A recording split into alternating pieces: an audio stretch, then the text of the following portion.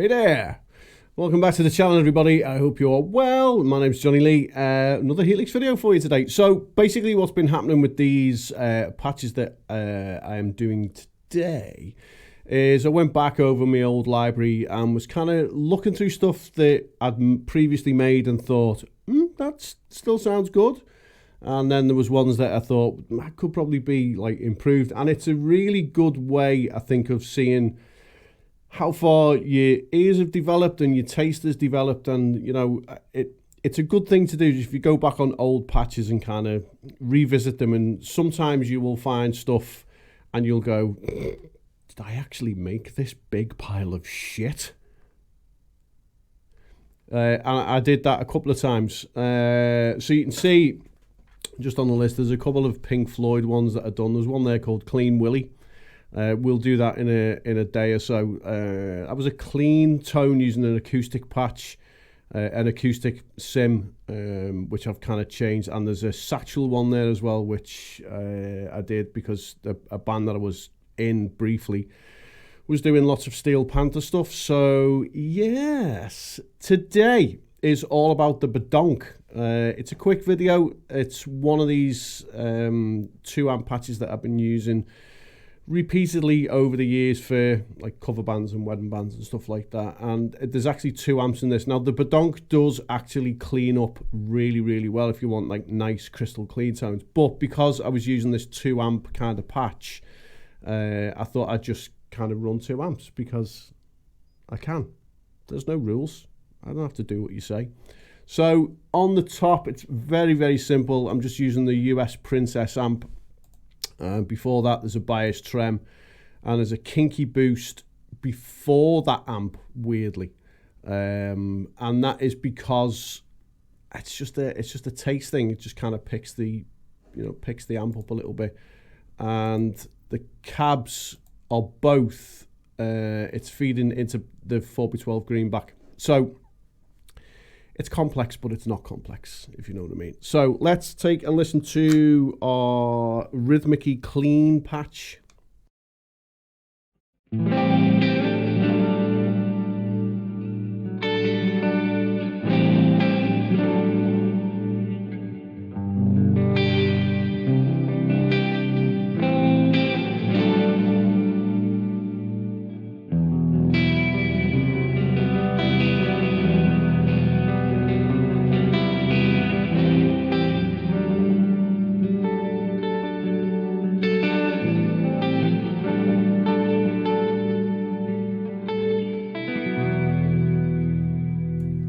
So it sounds, it's nice, and again, it wasn't for anything kind of dramatic. It's kind of bassy, it's kind of woolly, and I like it. So onto the Badonk. Couple of things happening with this. So on a foot switch, you've got the mutant filter, which if you've been to this channel before, you know I'm kind of using that a little bit at the minute now. Stupid overdrive. Again, this was a patch that I had, and I changed some stuff out.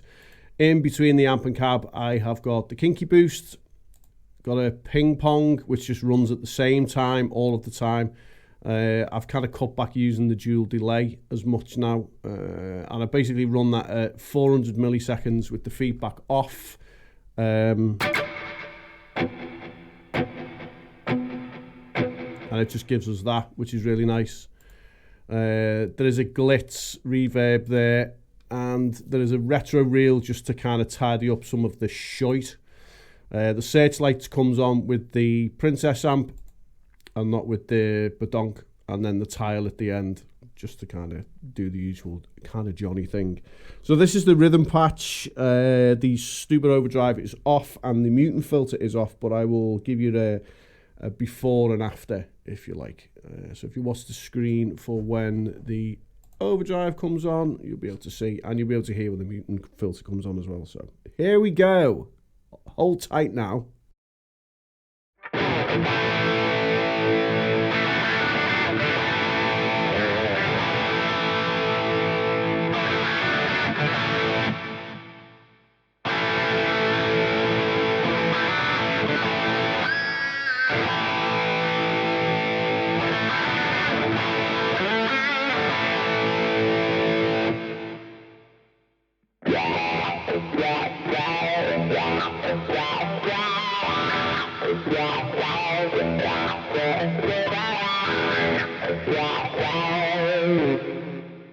So there's plenty of fun to be had with that. That's basically called main. And then the next one is called lead.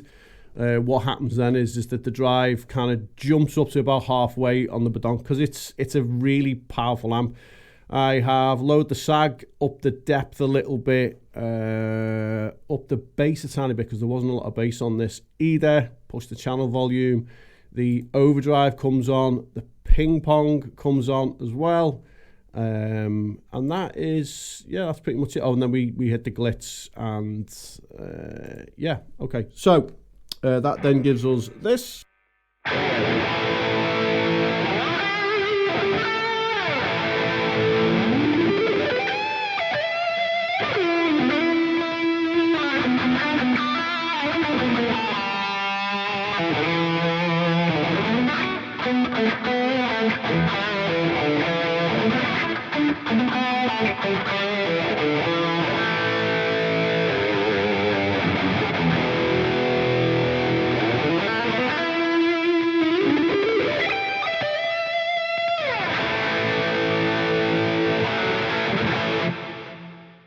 So there's a shit ton of gain there. It's one of them amps. It's one of them amps that you kind of don't look at for a long time, and then all of a sudden you go, this thing absolutely fucking rips. Your fourth snapshot is just a boost. It's just a channel volume boost, so I don't want to blow your tits off. Two questions that I'm going to answer now before we go. Three questions, actually. Somebody had messaged me the other day and said, why do you always use the same Strat? Why don't you use the Les Paul that's behind you? It's a far better guitar. Well, it's all down to taste, and I don't like Les Pauls. I have one. It's a 2004 Gibson Les Paul Standard. Great guitar, just not for me. I like Strats. I prefer Strats. And lucky for you, there's another Strat coming soon. It's one of my older ones. It's a Japanese 97, and I'm having the pickup swapped out to the same as this Dave Murray. Second question was, what strings do I use? Actually, I'm not kind of a normal guy. I don't use the Daddio or Ernie Ball anymore. I used the Daddio for a very long time. And I was turned on to these. Hopefully you can see that. They are Duesenbergs. No idea the background of these at all. None. It's just that my friend owns a music shop local to me and says, listen, you have to try these. These are just absolutely immense. They last forever and they sound and feel tremendous. And I was like, well, okay. And there's been no turning back. So if you can find these wherever you are, Duesenberg strings, that's what I am. Typically American, finest American steel. Darlene, get my shotgun. Finest American strings. And picks is just the Jim Dunlop Jazz 3. That's it. If you wanted to know, some people did. There you go. As always, hit the subscribe button. Thanks for watching. That patch is completely free on Custom Tone. And I'll be back soon with some more for your ass. See you later.